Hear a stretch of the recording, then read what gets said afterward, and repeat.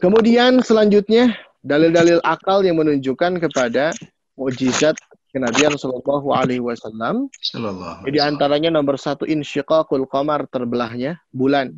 Ketika dulu di zaman dakwah Rasulullah, periode dakwah di Makkah, salah seorang kafir Quraisy itu kan menantang Nabi Muhammad, kalau kau memang benar Nabi, coba tunjukkan mukjizat sebagaimana orang Yahudi Madinah yang suka nyeritain mukjizatnya Nabi Musa. Katanya orang Yahudi Madinah bilang kalau Nabi itu bisa membelah lautan, tongkatnya bisa menjadi ular, tangannya bercahaya, dan seterusnya. Coba kalau kau benar Nabi, tunjukkan kepada kami. Coba belah tuh bulan. Kata Walid bin Mughirah gitu. Tapi apa yang terjadi, lalu Allah tunjukkan mukjizatnya melalui Rasulullah SAW, lalu terbelahlah bulan, sebagaimana yang diabadikan dalam surat Al-Qamar, iqtarabatis sa'atu wan syaqqal qamar wa ayyara ayatan ya'ridu wa yaqulu hadza sihrun mustamir. Setelah Allah tunjukkan mukjizatnya, bulan bisa terbelah, mereka bukannya beriman, justru bilang apa? Hadza sihrun mustamir. Ini mah ada-adaan aja, akal-akalan Nabi Muhammad. Di satu kesempatan, ini yang meneliti Dr. Zaghlul An-Najjar, cuman saya dapatnya dari salah satu ceramah Habib Rizik Syihab ya. Beliau mengatakan, kurang lebih 1400 tahun yang lalu, itu bulan itu sempat terbelah.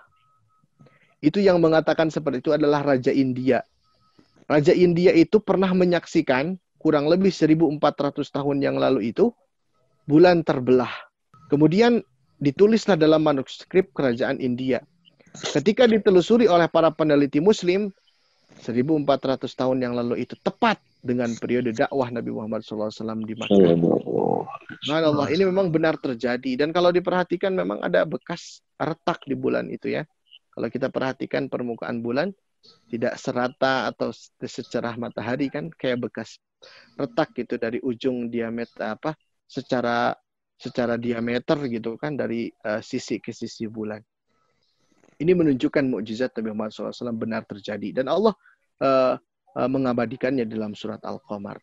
Kemudian kedua, mukjizatnya tuh usibat ainu Qatadah yauma Uhud.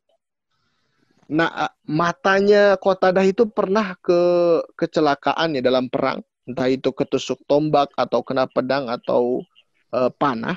Kemudian Rasulullah SAW meniupnya lalu berdoa, sembuh gitu. Padahal matanya udah ketusuk. Kemudian nomor 3, Rumadat aina Ali bin Abi Thalib. Matanya Ali bin Abi Thalib juga pernah kecelakaan. Istilahnya itu ketusuk atau gimana. Tetapi sama Rasulullah SAW ditiup dan kembali sehat lagi seperti semula. Subhanallah. Ini diantara mukjizat yang mungkin kita nggak tahu sebagiannya. Kemudian nomor 4, inkasarat saku ibnil Hakam yauma Badr. Ini betisnya, tulang keringin seorang sahabat itu pernah patah di hari perang Badar. Kemudian Rasulullah mengusapnya, memegangnya, lalu balik lagi sembuh gitu. Padahal di tengah tulang kering yang patah. Subhanallah. Kemudian nomor 5, nataqash syajarah lahu. Pohon berbicara kepada Nabi Muhammad SAW. Ini jelas ya, diriwayatkan oleh Nabi Muhammad SAW dalam percakapannya dengan seorang A'rabi, seorang Badui. Haninu jaz'in nakhlah. Melenguhnya seekor unta. Jadi seekor unta itu melenguh ketika dan bahkan menangis ketika mendengar suara Nabi Muhammad SAW. Nomor 7, doanya Nabi Muhammad untuk apa? Kehancuran Kaisar Persia. Doa Rasulullah SAW ala Kisra bitamziki mulkihi fatamazzaq. Jadi kan Rasulullah itu mengutus, kalau nggak salah yang diutusnya itu Abdullah bin Hudzafah As-Sahami, untuk menyampaikan risalah surat ajakan kepada ketauhidan. Rasulullah utus ke Muqawqis, petinggi Mesir sebagai kaki tangannya Romawi. Juga Rasulullah utus kepada Hercules atau Hirokla, pemimpin Romawi Kristen yang saat itu dia mendiami di Baitul Maqdis. Kemudian diutus ke seluruh raja-raja, ya, ke Raja Najasyi, salah satunya ke Raja Persia. Raja Persia itu namanya Kisra. Tapi apa yang terjadi? Malah dirobek. Bukannya disambut, malah dirobek. Mendengar kabar itu Rasulullah berdoa, mereka mazzaqar risalah, mereka dia merobek risalah dariku, mazzakallahu mulkahu kulla mumazzaq. Semoga Allah juga mengoyak-ngoyak dan merobek kerajaannya. Apa yang terjadi setelah peninggalan orang yang merobek ini? Anaknya itu perang saudara, berebut tahta, sehingga Kaisar Persia ini melemah dan jatuh dan bisa dikalahkan, dipukul mundur oleh tentaranya Sa'ad bin Abi Waqqas dan Khalid bin Walid di bawah kepemerintahannya Umar bin Khattab. Ini luar biasa. Kemudian nomor 8, doahu alaihi salam li Ibnu Abbas. Rasulullah pernah mendoakan kepada Ibnu Abbas, Allahumma faqihu fid din wa alimhu ta'wil. Ya Allah, fahamkanlah anak ini tentang agama, wa alimhu ta'wil, dan ajarkanlah dia tentang ta'wil, ya. Lalu apa yang terjadi setelah Rasulullah meninggal dunia? Ibnu Abbas menjadi salah satunya rujukan, ya, ulamanya di kalangan para sahabat. Jadi di antara sahabat juga ada para ulamanya gitu. Di antaranya Khulafaur Rasyidin yang 4, lalu Abdullah ibnu Mas'ud, kemudian Abdullah ibnu Zubair bin Awam, kemudian Abdullah ibnu Abbas, kemudian Abdullah ibnu Amr bin As. Jadi terkenal di kalangan sahabat itu arba'atu abadilah. 4 Abdullah gitu yang terkenal itu jadi ulama. Kemudian yang keempat,